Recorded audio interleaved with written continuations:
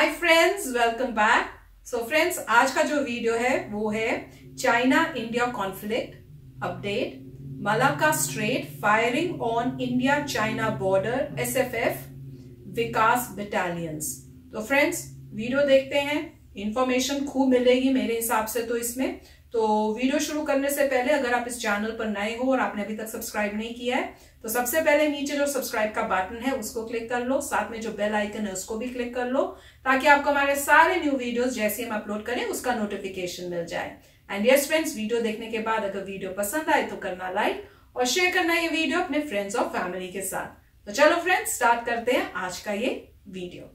जय हिंद। देखिए, अभी समझते हैं हम लोग कि भारत ने चीन की किस तरह से नस पकड़ ली और चीन इतना फड़फड़ा क्यों रहा है, आखिर उसको ठंडी के दिन का इतना इंतजार क्यों है और चीन कहां जाकर फंस रहा है। देखिए, अरुणाचल प्रदेश से जो 5 लोग गायब हुए थे उसको हम पहले ही बताए थे आप लोग को कि उसको पीएलए ने ही गिरफ्तार किया होगा, जबकि उस वक्त पीएलए ने बोला भी नहीं था चाइना की आर्मी ने कि हमने गिरफ्तार किया, क्योंकि हमेशा चाइना ऐसे करते रहता है। हम उसके बैक रिकॉर्ड के ही आधार पर हम बोले थे और आज चाइना ने कह दिया कि भाई हाँ, हमने गिरफ्तार किया था, अब उन्हें वापस लौटाने की प्रक्रिया चालू हो गई है। अब समझते हैं 2-4 चीजें क्या हो रही हैं कि यहाँ पर अभी भारत के साथ एक समस्या आ रहा है कि ये काला पानी को लेकर लेम्पियाधुरा लेपू लेक और काला पानी का विवाद जो है वो नेपाल के साथ भी नेपाल और इंडिया के ओर चल रहा है, उस ओर क्या है, चाइना है। तो ये ट्राई जंक्शन है। ट्राई जंक्शन को खतरा इसलिए है कि इस साइड में चाइना जो है अपनी आर्मी को बहुत ज्यादा बढ़ा रहा है, इस साइड में वो अपनी आर्मी बढ़ा रहा है, यहाँ एयर बेस बना लिया है, वो यहाँ मिसाइलों को तैनात कर रहा है, ड्रोन हमेशा उड़ रहे हैं सब यहाँ पर। भारत भी यहाँ की ओर आगे बढ़ रहा है, लेकिन दिक्कत ये है कि अगर इस एरिया में नेपाल एक नया मोर्चा खोल देगा ना तो इन तीनों में सबसे ज्यादा घाटा हो जाएगा नेपाल को, क्योंकि नेपाल को लग रहा है कि वो उसके लिए चाइना का रास्ता है। भाई साहब, नेपाल को तो ये सोचना चाहिए कि अगर भारत से रिश्ते खराब होंगे तो ये चाइना का ये वाला एरिया तिब्बत है, तिब्बत के ऊपर से कोई भी कमर्शियल प्लेन हवाई उड़ान नहीं भरती है सब, तो आपको मजबूरी में भारत आना ही पड़ेगा। भारत अपना एयर स्पेस रोक देगा, फिर जाएंगे कहाँ? इनको तो हर तरह से समस्या आ जाएगा, लेकिन इनको समझ में नहीं आ रहा है उस ओर जो है वो चाइना जो है अपनी पूरी की पूरी आर्मी बेस को बढ़ा रहा है, भारत भी इस ओर बढ़ा रहा है, भारत की भी तैयारियां कम नहीं है। हालिया विवाद जो हो गया है वो एक्चुअली कहां पे हुआ, वो 500 लेक के पास हो गया, लद्दाख में। आप देखेंगे चाइना ने अचानक गोलियां चलाने लगी, हालांकि ये गोलियां जो थी वो केवल एक तरह का वार्निंग शूट था, हवाई फायरिंग थी कि भाई हम यहाँ पे हैं, अगर तुम आगे बढ़ोगे तो हम तुम्हें शूट कर सकते हैं। अब देखिए, ये चीन बॉर्डर पे गोली चलना बड़ा अजीब होता है। आप अगर याद करेंगे तो 15 जून की घटना को, तो उस वक्त भी हमारे जो जवान शहीद हुए थे और चाइना के भी 35-40 से ज्यादा लोग मरे थे, हालांकि चाइना ने तो एक्सेप्ट भी नहीं किया था, तो उस वक्त भी गोलियां नहीं चली थी, फिजिकल क्लैश हुए थे, पत्थरों से मार हुए थे। गोली क्यों नहीं चलती है तो ध्यान देखिए, बहुत पहले गोली चली थी, पहली इससे 1962 के बाद जो था वो 20 अक्टूबर 1975 में अरुणाचल प्रदेश की ओर गोली चली थी। बाद में इन दोनों देशों ने बॉर्डर पर शांति लाने के लिए एक निर्णय लिया था 1996 में कि हमारी जो सैनिक जो है वो बॉर्डर पे जब ड्यूटी करेंगे तो बंदूक रहेगी लेकिन उनमें गोलियां नहीं रहेंगी, एक दूसरे के हम लोग एमुनेशंस का प्रयोग नहीं करेंगे ताकि आगे जाके कोई क्लेश ना हो। लेकिन चाइना की ओर से अचानक फायरिंग किया जाने लगा, उसने उल्टे दुनिया पे भारत पे उसने आरोप लगाया कि पहले भारतीय सेना ने हवाई फायरिंग किया है। भारत ने कहा कि भारत की ओर से कोई हवाई फायरिंग नहीं की गई है, वो चाइना की ओर से किया गया था। आखिर चाइना ऐसा क्यों कर रहा है? चाइना ठंडी के दिन का इंतजार कर रहा है और वो भारत की तैयारियों को देखना चाह रहा है। ये इसे हम लोग कहते हैं protective petrol. Protective petrol army के भाषा में, मिलिट्री लैंग्वेज में एक शब्द होता है कि दुश्मन अगर किसी एरिया में है वो कितना शक्तिशाली है, इसके लिए क्या होती है कि क्या छोटी सी टुकड़ी भेजी जाती है फौज की, वो वहां पे 2-4 गोलियां चला देते हैं और उधर से बदले में वो दुश्मन गोलियां चलाने लगता है, तो इन लोग को एक आइडिया लग जाता है कि कितनी मात्रा में वहां फौज है एक्चुअल में। तो भारत होशियारी किया, वो समझ गया इनका प्रोटेक्टिव पेट्रोल है, प्रोटेक्टिव पेट्रोल में भारत की ओर से गोलियां ही नहीं चलाई गई तो उनको पता ही नहीं चला कि भारतीय सैनिक कितनी संख्या में है। रेकी पेट्रोल जो होता है वो छुप के निगरानी किया जाता है, जबकि प्रोटेक्टिव पेट्रोल हथियार की ओर से।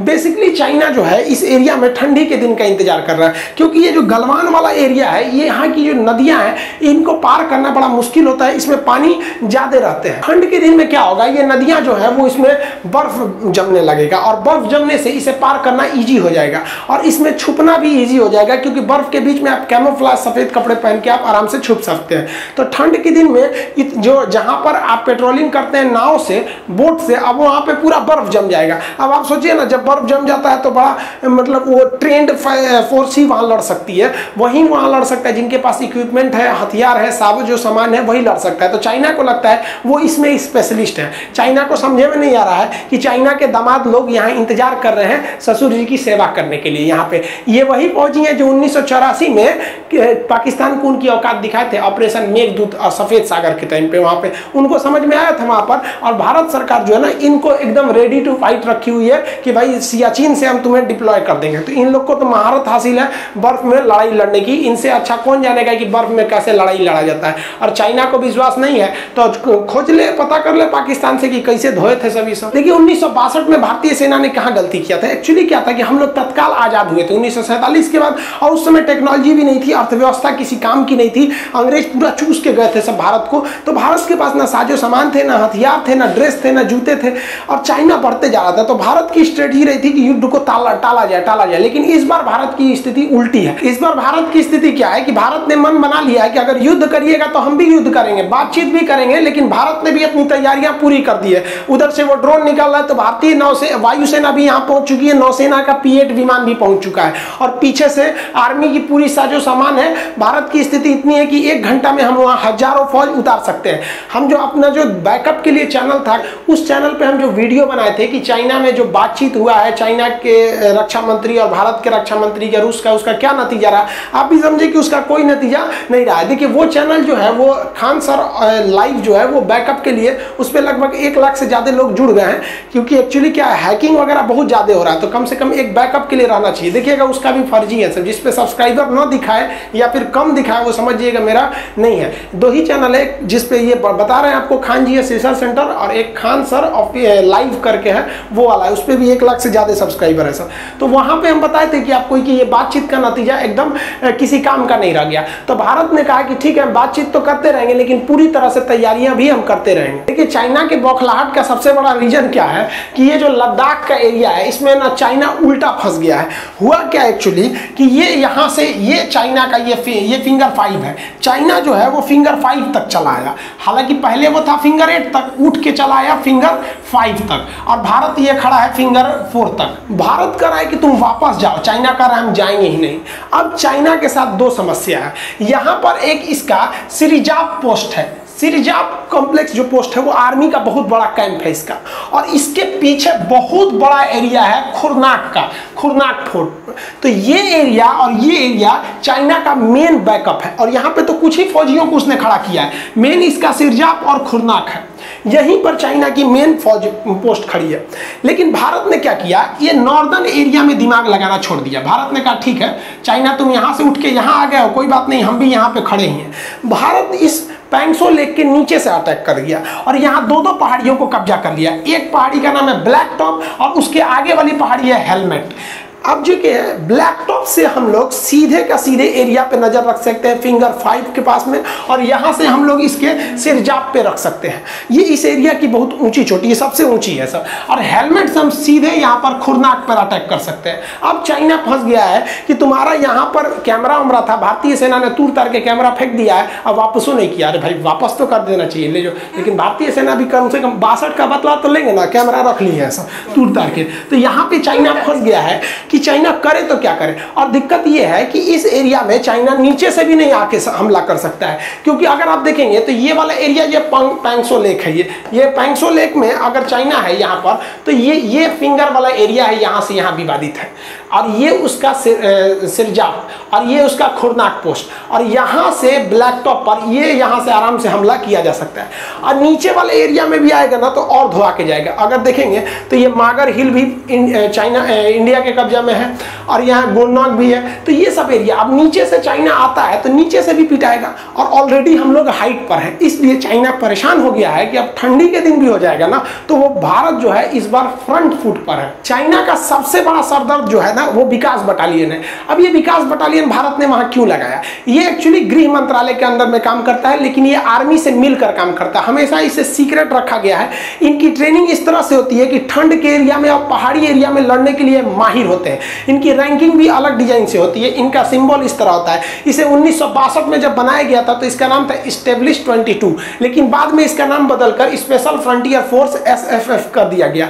इसकी बटालियन का नाम है विकास बटालियन, जो लगभग 6 बटालियन है, और अभी इनके पास टोटल बटालियन को मिला के 5000 की फौज है। ये बहुत ही वेल ट्रेन होते हैं, कैमोफ्लेज की लड़ाई में, छुप के लड़ने में, पहाड़ी एरिया में बहुत बेहतरीन होते हैं। इनका झंडा वगैरह सब अलग होता है। इसमें बेसिकली इंडिया ने उन लोगों को रखा जिन्हें 1959 में चाइना ने मार के तिब्बत से भगा दिया था। उन लोग के अंदर तो दो गुस्सा इसी बात का है कि तुमने एक तो पूरा दलाई लामा के साथ बदतमीजी किया, दूसरा उनकी जमीन छीन लिया। तो इन लोग के अंदर एक अलग जोश भरा हुआ है। दूसरा ये पहाड़ी एरिया के, एक जेनेटिकली होता है, पहाड़ी एरिया वाले लोग पहाड़ पे अच्छे से लड़ सकते हैं। अब जैसे हम लोग मैदानी क्षेत्र के हैं लोग, हम लोग को भेज दीजिएगा आप राजस्थान में लड़ने के लिए, तो जेन्युइन बात है कि जो राजस्थान का मूल निवासी है वो हम लोग से बेहतर लड़ेगा वहां पर। तो ये लोग पहाड़ी एरिया के, चाइना इन्हीं के लिए सरदर्द बना हुआ है, क्योंकि चाइना तिब्बत के मामला को दबाना चाहता है। और इन जो हमारे स्पेशल फ्रंटियर फोर्स और विकास बटालियन है, इस बटालियन में दलाई लामा का एक तरह का आप कहिए तो इनडायरेक्टली आशीर्वाद कर लीजिए आप, समर्थन नहीं आशीर्वाद, क्योंकि ये लोग अपनी लड़ाई लड़ने के लिए लड़ रहे हैं और बहुत बेहतरीन ढंग से लड़ रहे हैं। और इसी फ्रंटियर फोर्स वालों ने अचानक जाकर रात में कब्जा किया था ब्लैक टॉप कर और हेलमेट टॉप के ऊपर। अब चाइना सरदर्द बना हुआ है। अब ये क्या है कि ये लोग कहते हैं चाइना आजाद करो तिब्बत को, क्योंकि तिब्बत को नाजायज कब्जा किया है। ये लोग आत्मदाह कर लेते हैं, शरीर में जला लेते हैं आग, विरोध प्रदर्शन करने के लिए। भारत इनका कई बार समर्थन किया, इन लोग को रहने के लिए हिमाचल प्रदेश में जगह दिया। दलाई लामा जो है वो हिमाचल प्रदेश से एक तरह का एक्सटेंशन का गवर्नमेंट कह लीजिए चलाते हैं, वहां पर बहुत समर्थन किया। नेपाल में भी ये लोग थे पहले, नेपाल ने भी इनका बहुत समर्थन किया था, लेकिन चाइना के दबाव में आकर ओली साहब ने वहां पर पुलिस को आदेश दिया कि यहाँ तिब्बत के लोग कोई भी प्रोटेस्ट नहीं करेंगे। अरे इतना तो झुमका भी नहीं गिरा बरेली के बाजार में जितना नेपाल गिर गया ओली की सरकार में। लेकिन यहाँ भारत से भी गलती हो रही है। भारत को सॉफ्ट नीति छोड़नी पड़ेगी और इतिहास उठा के देखना पड़ेगा। हम एक वीडियो में भी बताते थे कि इजराइल कैसे बना था। इजराइल जो था यहूदियों का एक देश था, यहूदी एक धर्म है, उस धर्म के लोगों का कोई भी देश नहीं था। इजराइल ने क्या किया, उनको लिए ब्रिटेन ने कहा कि उनको लिए हम एक छोटा सा जगह दे देंगे यहाँ पर जेरूसलम के पास। अब इनसे उनके अंदर एक राष्ट्र की भावना आ गई, भाई हमारा कोई नहीं है दुनिया में, हमको एक धर्म मिले, एक जगह मिलने वाला है, या हम सब मिलेंगे। जी जान लगा के लड़ लिया सब। आज इजराइल इतना बड़ा देश है, इतना विकसित हो गया, पूरी दुनिया में सब अकेले ही इसकी क्षमता, इसे कोई आंख नहीं दिखा सकता है। तो भारत को भी यह राष्ट्र की भावना तिब्बत के लोगों में भरना चाहिए कि तिब्बत के लोग जहां तुम दर बदर भटक रहे हो, तुम्हारा असली देश यही है तिब्बत, और हम तुम्हें लौटाएंगे। भारत को इन तिब्बतियों लोगों के, तिब्बत के जो शाओलिन मांग्स होते हैं वो पहाड़ी लड़ाई के लिए बहुत बेहतरीन होते हैं। उन्हें सेना में भर्ती करके, ट्रेनिंग देके, हर चीज देके, और स्पेशली उन्हें चाइना के एरिया में तैनात करना चाहिए। अब वो क्या है कि वो जरूरत से ज्यादा लड़ेंगे। रीजन है, उनको अपने राष्ट्र की भावना है, और भारतीय सेना जो है वो भी लड़ेगी, लेकिन ये एक आदेश का इंतजार करेगी। लेकिन उनके अंदर एक अलग जुनून रहेगा, उनकी एक फौज खड़ी करनी चाहिए। और जैसे धर्मशाला, हिमाचल प्रदेश का धर्मशाला है, हेडक्वार्टर बना दीजिए हिमाचल प्रदेश का धर्मशाला। जो भी तिब्बती लोग हैं उनको दलाई लामा, उनकी सिक्योरिटी इसके लिए कर दीजिए। और 26 जनवरी को जो मुख्य अतिथि बुलाते हैं, तो चाइना कहता है कि तिब्बत के लोगों को मत बुलाइए, भाई दलाई लामा को मुख्य अतिथि बनाना चाहिए, और उसी दिन बुलाना चाहिए शी जिनपिंग को कि अगल बगल इस बार हमारे 2 मुख्य अतिथि रहेंगे। तब देख लो क्या हमारे विरोध के बाद चाइना पाकिस्तान के किसी काम को रोकता है? नहीं रोकता है। लेकिन हम लोग दलाई लामा को उतना सपोर्ट नहीं कर पाते, खुल के करना चाहिए। और इससे सबसे बड़ा प्रॉफिट क्या होगा, हम उन्हें जमीन देंगे, हम उन्हें ट्रेनिंग देंगे, हथियार अमेरिका फ्री में दे देगा। क्योंकि अमेरिका को पता है कि अगर 20 साल में चाइना को नहीं रोके तो अमेरिका जहां बैठा है उसको उतार के चाइना वहां बैठ जाएगा। इसलिए हर हाल में तिब्बतियों का साथ देगा भारत, और उसके पीछे रहेगा चाइना, अमेरिका। और अमेरिका जिधर गया पूरा यूरोप अमेरिका के ही इशारे पे चलेगा। इनकी सरदर्द तो बना हुआ है भाई साहब मलक्का जल संधि। मलक्का जल संधि क्या है तो ध्यान से समझिए। मलक्का जो है वो एक बहुत पतला रास्ता है मलेशिया और इंडोनेशिया के बीच का। ये जो पतला सा रास्ता देख रहे हैं यही है मलक्का। अब ये इस पतले से रास्ते में चीन का 80% पेट्रोलियम इधर से ही जाता है, ये पतला रास्ता से। अब ये पतला है इसलिए समस्या नहीं है, समस्या इसलिए कि यहाँ पर अंडमान निकोबार भारत का है, और यहाँ पे थल सेना, वायुसेना, नौसेना तीनों रहती है। चाइना को पता है कि अगर हम गलवान के एरिया में नौटंकी करेंगे ना तो यहाँ से एको को हमारा जहाज नहीं जा पाएगा और पूरा का पूरा चौपट हो जाएगा। अब एक और समस्या क्या है, यहाँ से अगर चाइना जो है यहाँ से भाग नहीं सकता है। रीजन क्या है कि अगर इस मलक्का जल संधि के अंदर देखिएगा, ये यहाँ पर, तो ये है सिंगापुर, और सिंगापुर की एयरफोर्स को ट्रेनिंग देती है भारत। अब सोचिए कितना अच्छा संबंध है, किसी की सेना को हम लोग ट्रेनिंग दे रहे हैं, और अमेरिका के फेवर में है सिंगापुर। इसलिए यहाँ से अगर चीन आता है तो पहली बात कि अगर इधर से चाइना घुसता है और अगर विचार बनाता है टुकुर टुकुर घुसने का कि भारत क्या कर रहा है, तो हुए थूर देगा सिंगापुर अमेरिका के हिसाब से। और अगर इधर से निकल गया हेपू की झांकेगा तो यहाँ पे बैठे ऐसा हमारे यमराज बन के तीनों सेना होके थूर देंगे सब। अब चाइना परेशान है कि उससे 80% पेट्रोलियम कहाँ जाएगा। तो सबसे पहला समस्या इंडिया और श्रीलंका। इसके बाद समस्या देखिए, अगर चाइना यहाँ से न जाके सुंडा जल संधि होके जाएगा या फिर टॉरस होके जाएगा इस साइड से, तो यहाँ समस्या देखिए, ये है ऑस्ट्रेलिया, यहाँ पर ऑस्ट्रेलिया, उसके लिए अलग समस्या। और भारत और ऑस्ट्रेलिया के बीच एक समझौता हो चुका है, हम एक क्लास में हम आपको समझाए भी थे, उसका वीडियो भी है कि भारत ऑस्ट्रेलिया के बीच लॉजिस्टिक समझौता है। इस समझौते के तहत ऑस्ट्रेलिया ने अपना एक द्वीप जो है भारत को दिया रखा है, यहाँ पर है वो, उसके द्वीप का नाम है कोकोस। देखिए कोको नहीं कर रहे, कोको तो म्यांमार के पास है, यहाँ पर है कोकोस द्वीप है। अब ये कोकोस द्वीप जो है वो भारत इसका यूज कर सकता है। अब एक बात बताइए, अगर मलक्का से निकलोगे तो अंडमान में कुछ आओगे, और सुंडा से निकलोगे तो ये कोकोस में कुछ आओगे, और इधर से जाओगे तो ऑस्ट्रेलिया पहुंचेगा तुमको। इसका मतलब चाइना को लग गया है कि भाई साहब हमारा पेट्रोलियम जो है ना वो अधर में फंस गया है, और पेट्रोलियम रुका तो पूरा देश रुक जाएगा, क्योंकि हर जगह इसकी जरूरत है। अब इसके लिए चाइना दिमाग लगाया, उसने सोचा कि हम ये मलक्का पार करने की जरूरत ही नहीं है,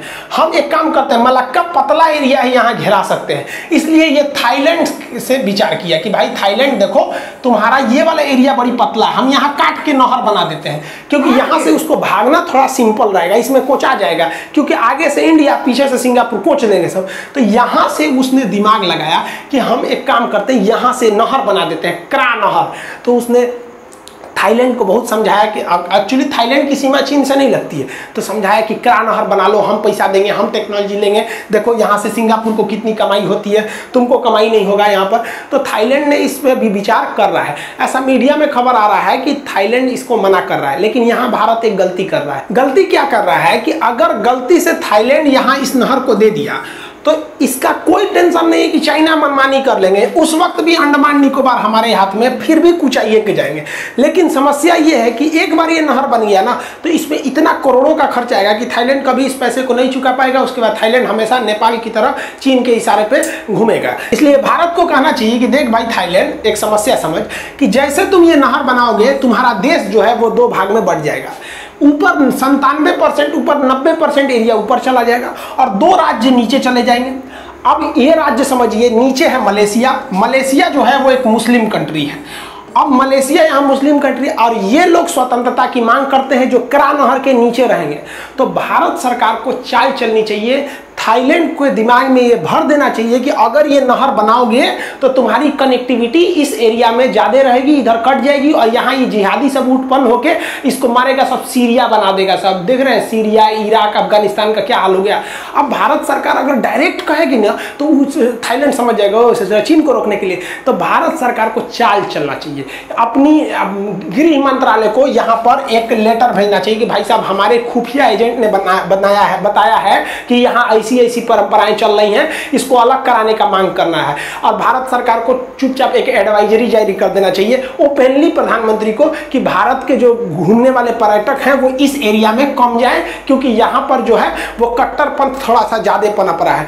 अब क्या है कि अगर कोई चीज नहीं भी है और कोई टोक दिया ना तो मन में एक डर पैदा हो जाता है। जैसे हम आपसे कहें कुछ नहीं कहेंगे तो आप शांति से बैठे रहेंगे, कह देंगे पीछे मत देखना, बस अब आपके मन में आगे हारी रह रही सूत्र काय कर रहा है कि पीछे नहीं देखेंगे, हो जाएगा कि नहीं। तो जैसे ही 2-4 गो बात आएगी ना तो उसके दिमाग में आ जाएगा हाँ अरे भाई साहब नीचवा मलेशिया मुस्लिम कंट्री, इंडोनेशिया दुनिया में सबसे बड़का मुस्लिम कंट्री, और नहर बना देंगे तो यो एक मुस्लिम कंट्री हो जाएगा। छोड़ दो ना नहर बनेगा, ए चीन चाचा चल जा, ना बन तो या नहर जा यहाँ पे। तो भारत सरकार यहाँ गलती कर रही है। क्रा नहर से दिक्कत नहीं है, दिक्कत ही बात है क्रा नहर बना मतलब थाईलैंड हमेशा के लिए चीन का हो जाएगा। अब हमको समझ में नहीं आ रहा है कि गवर्नमेंट चुपचाप हाथ पे हाथ रख के क्या बैठी है। हम यहाँ एप्लीकेशन पे क्लास ले GS पढ़ाएं कि हमेशा सरकारें को बोलते तरह ही करिए चाहे वो करिए। और चीन को भी पता है कि गवर्नमेंट अगर कुछ नहीं की तो चीन बच के निकल जाएगा, और अगर गवर्नमेंट थोड़ा सा भी सजग हो गई तो चीन की जहाजों का यही हाल होगा। चीन खोजने आ गए हमारा जहाज कहाँ गया, उसमें पेट्रोल था तो कहीं नहीं तो रहेगा, डूब गया। यहाँ पे देखो, यहाँ पे भारत मार के गिरा दिया। तो दक्षिणी चीन सागर में चीन जिस तरह दबदबा दिखाता है, तो हिंद महासागर में भारत से बैर करके किसी की औकात नहीं है जो इधर से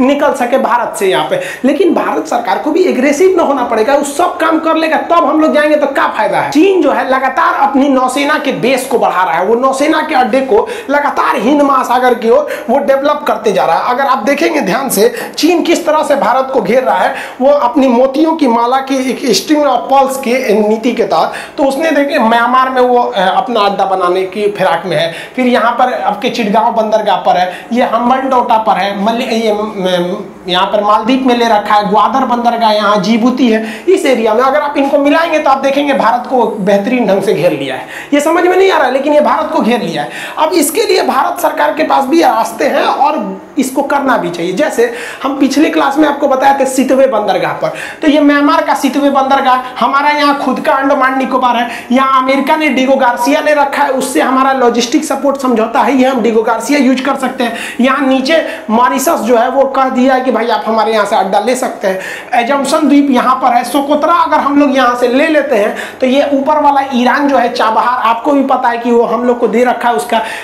कॉन्ट्रैक्ट। तो इस हिसाब से अगर देखेंगे तो यहाँ जो चाइना हम लोग को घेर रहा था, उसके पीछे हम लोग ऑलरेडी चाइना को घेर रखे हैं। और चाइना जिसे केवल ये डर लग रहा था मलक्का, अगर हम इस एरिया में चल जाएंगे तो कल के दिन अगर चाइना मलक्का का कोई दूसरा रूट भी खोज लेता है तो ससुरा तुमको ये पूरा एरिया ना हम ब्लॉक कर देंगे। तो अभी हाथ पे हाथ रख के से नहीं होने वाला है। विदेश नीति एकदम लचर व्यवस्था से नहीं रहेगी। मोदी जी को क्या करना चाहिए, अपने विदेश मंत्रालय में, देहात की भाषा में कहते हैं एकदम हरामी आदमी, मतलब समझते हैं खच्चर एकदम, मतलब उसको केवल और केवल यही काम रहे दूसरे को कैसे बर्बाद करना है। ऐसा आदमी को विदेश मंत्रालय में रखना चाहिए और दिन भर यही सोचे कि ससुरा कोना के कैसे घेरे, स्पेशली चाइना पाकिस्तान को। यहाँ हमको आपको लग रहा होगा कि हम चाइना को घेर रहे हैं, लेकिन दर पर्दा देखिए चाइना भी गिर गया है, पाकिस्तान भी गिर गया है। तो शरीफ आदमी से ये नहीं हो सकता है। चाणक्य ने भी कहा था कि जिस देश का राजा जितना दुष्ट रहेगा वो अपने देश का विकास उतना ही ज्यादा कर लेगा। आप देखिए यहाँ पे हम बताएंगे नहीं, यहाँ पे कोई एक है, आप पेकिंग वाला का नाम समझ रहे हैं, दुष्ट जितना रहेगा क्योंकि दूसरे देश से पकड़ के लाएगा और अपने यहाँ पे भरपूर रखेगा। तो हमारी जो विदेश नीति अब उसे ऑफेंसिव बनना पड़ेगा। तो फ्रेंड्स, बहुत ही अच्छा वीडियो था और जिस तरह से एक्सप्लेन किया फैंटास्टिक था, और जैसे सजेशंस दी कि इंडिया को क्या करना चाहिए। और बेचारे मोदी जी तो वो कह रहे होंगे, सारे लोग मुझे सजेशन ही देते रहते हैं और हमने कितनी वीडियो के सब कहते हैं मोदी जी ये करो, मोदी जी करो, पर इसको पॉजिटिव वे से लेना चाहिए। क्या, क्यों? क्योंकि उनको यकीन है कि मोदी जी को अगर ये मिलेगी इंफॉर्मेशन वो तो डेफिनेटली करेंगे। सबको उम्मीद है कि और कोई नहीं कर सकता, मोदी जी कर सकते हैं। कभी आपने पहले सुना था कि कोई किसी इंडिया के प्राइम मिनिस्टर को बोले आप ये करो, आप वो करो, इस टाइप से यूट्यूब में डाल के? तो इससे पता चल रहा है होप मोदी जी पर है और डेफिनेटली मोदी जी जो भी कर रहे हैं बिल्कुल ठीक कर रहे हैं और सोच के कर रहे हैं। हो सकता है ये सब पहले से प्लान हो और हो रहा हो, ऑब्वियसली वो बताएंगे थोड़ी को, ये तो कंट्री की सिक्योरिटी की बात है। पर वीडियो बहुत ही अच्छा था और बहुत इंफॉर्मेटिव था और देख के पता करके कि इंडिया भी तैयार है, बहुत प्राउड फील होता है यहाँ बैठे हुए। और अब ये पता चल रहा है कि अब अमेरिका जो है वो भी अब इंडिया की हेल्प के लिए रेडी है, और क्योंकि उनको भी है कि भाई चाइना नहीं तो हमारे ऊपर चढ़ जाएगा कुछ सालों के अंदर और हम नीचे चले जाएंगे। बहुत अच्छी बात है कि इंडिया के पास इतना सपोर्ट है और इंडिया खुद भी अपने आप को सेल्फ इंडिपेंडेंट कर रहा है। तो मोदी जी तो बहुत अच्छे स्टेप्स ले रहे हैं, कमाल है। और वीडियो देख के बहुत अच्छा लगा।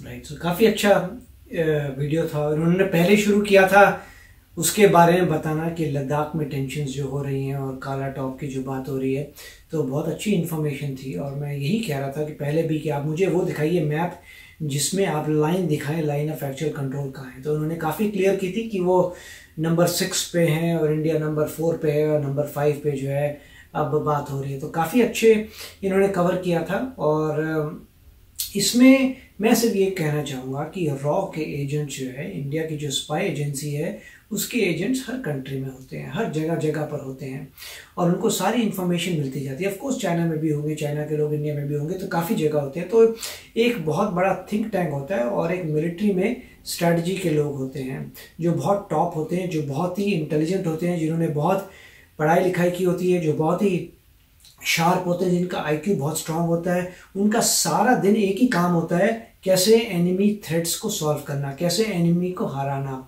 तो ये सिर्फ उसके ऊपर नहीं है कि कोई मतलब दुष्ट हेड ऑफ द कंट्री हो।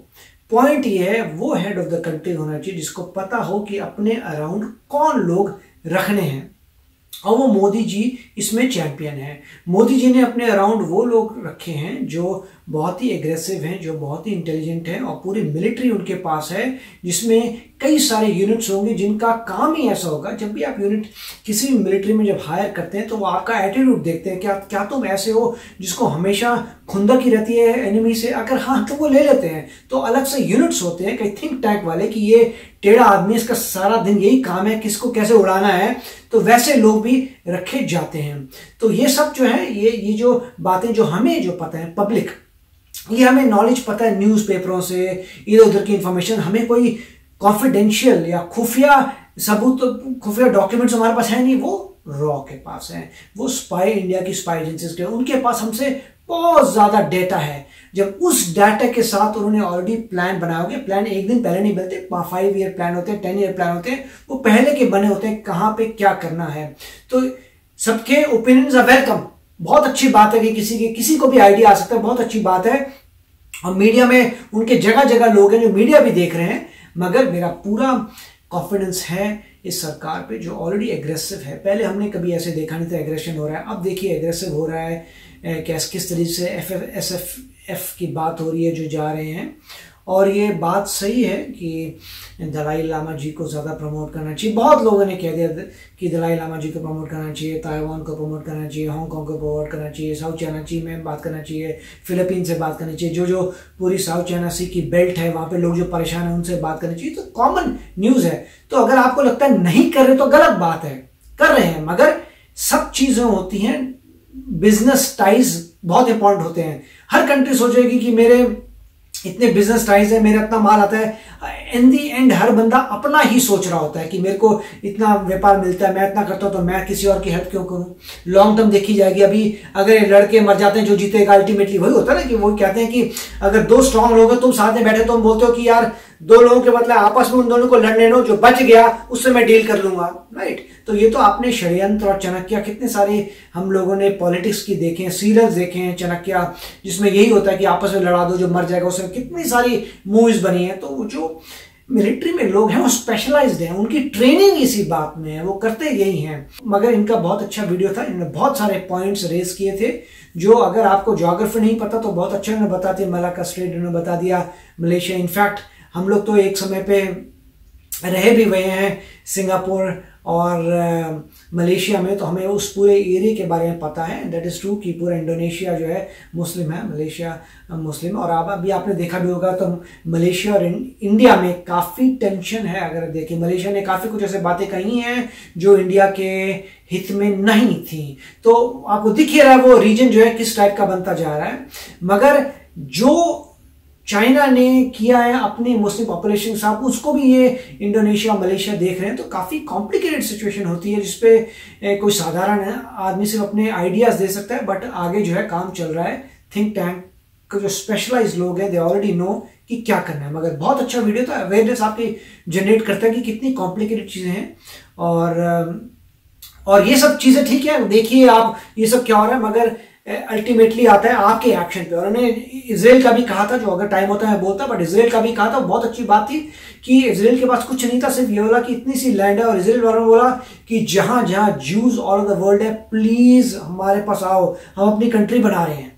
तो दुनिया भर से ज्यूज, इंडिया से भी ज्यूज गए, हर जगह से ज्यूज गए, वहां पे गए, उन्होंने पूरी कंट्री बनाई। और आज जैसे कह रहे हैं वो कंट्री बड़ी हो गई है और कोई भी उसका बाल बांका नहीं कर सकता उस कंट्री का। जहां 7 कंट्री है, 7-8 कंट्रीज, एक तरह तो मेरे ख्याल से 13 कंट्रीज ने भी अटैक किया था एक टाइम पे, फिर भी वो जीत गए। और उसके बाद जो है इतने वो एडवांस्ड हैं, तो वही एग्जाम्पल इन्होंने दिया था, बहुत अच्छा एग्जाम्पल है। इंडिया भी बहुत कुछ ऐसा कर सकता है। और जहां तक बारी है इंडिया और चाइना और यूएस की, यूएस के पास उतनी ही लैंड है जितनी चाइना के पास है। सिर्फ फर्क पड़ता है कि अगर आप पॉपुलेशन इंक्रीज कर दें तो कोई प्रॉब्लम नहीं है। तो इसलिए वो हिस्ट्री बताएगी क्या होता है, परंतु इनका वीडियो बहुत ही अच्छा था। यस फ्रेंड्स, तो आशा करते हैं आपको भी पसंद आया होगा।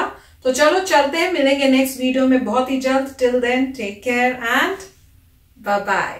तो अगर आप मेरे इस चैनल पे नए हो तो जल्दी से सब्सक्राइब के बटन को हिट करो और बेल आइकन को क्लिक करो ताकि आपको मेरा जब नया वीडियो मैं लगाऊं आपको उसके बारे में जल्दी से पता चल जाए।